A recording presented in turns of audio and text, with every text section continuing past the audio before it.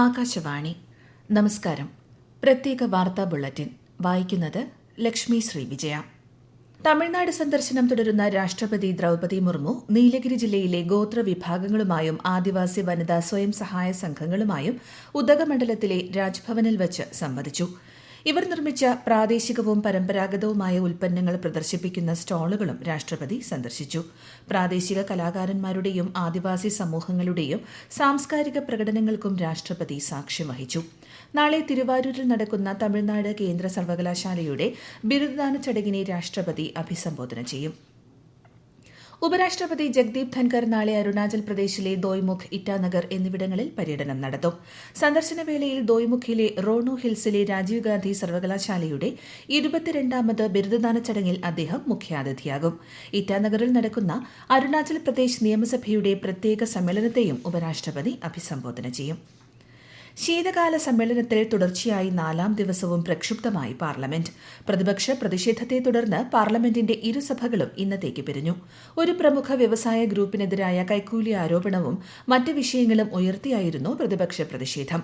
വിഷയം സഭാ നടപടികൾ നിർത്തിവെച്ച് ചർച്ച ചെയ്യണമെന്ന പ്രതിപക്ഷത്തിന്റെ ആവശ്യം സഭാധ്യക്ഷൻ നിരാകരിച്ചു. പ്രതിപക്ഷ പ്രതിഷേധം തുടർന്നതോടെ സഭ ഇന്നത്തേക്ക് പിരിയുകയായിരുന്നു.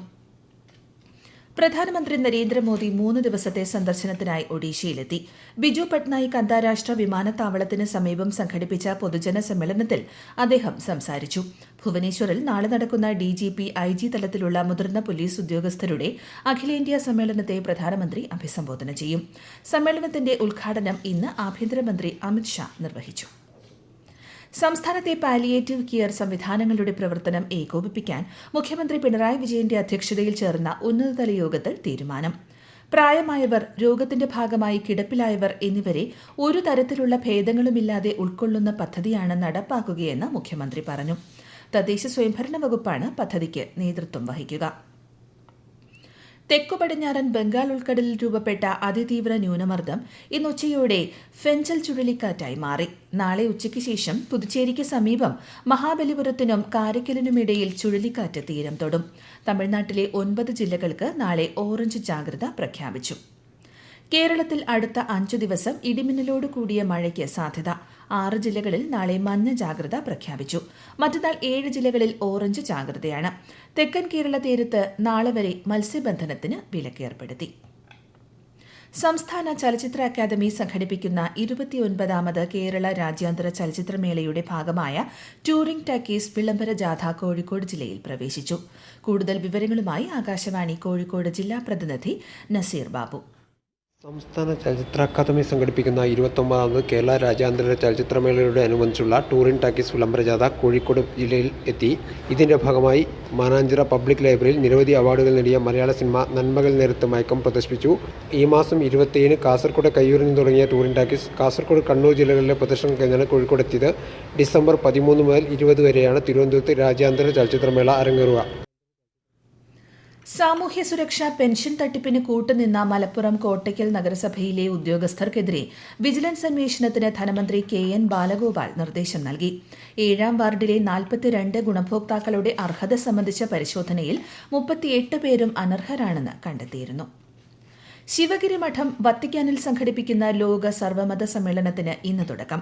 ശ്രീനാരായണ ഗുരു ആലുവയിൽ 100 വർഷം മുൻപ് സംഘടിപ്പിച്ച സർവമത സമ്മേളനത്തിന്റെ ശതാബ്ദിയോടനുബന്ധിച്ചാണ് പരിപാടി. ഫ്രാൻസിസ് മാർപ്പാപ്പ നാളെ സമ്മേളനത്തിൽ ആശീർവാദ പ്രഭാഷണം നടത്തും. 15 രാജ്യങ്ങളിൽ നിന്നും വിവിധ മതങ്ങളെ പ്രതിനിധീകരിക്കുന്നവർ സമ്മേളനത്തിന്റെ ഭാഗമാകും.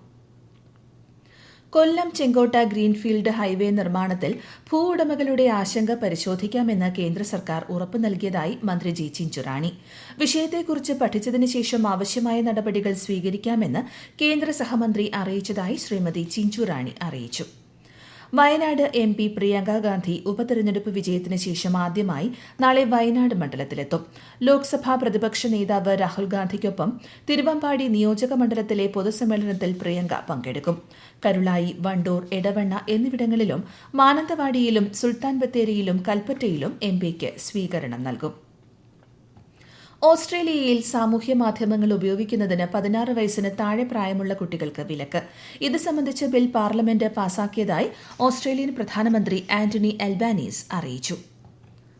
പ്രത്യേക വാർത്താ ബുള്ളറ്റിൻ കഴിഞ്ഞു. അടുത്ത വാർത്താ പ്രക്ഷേപണം നാളെ രാവിലെ 6:45.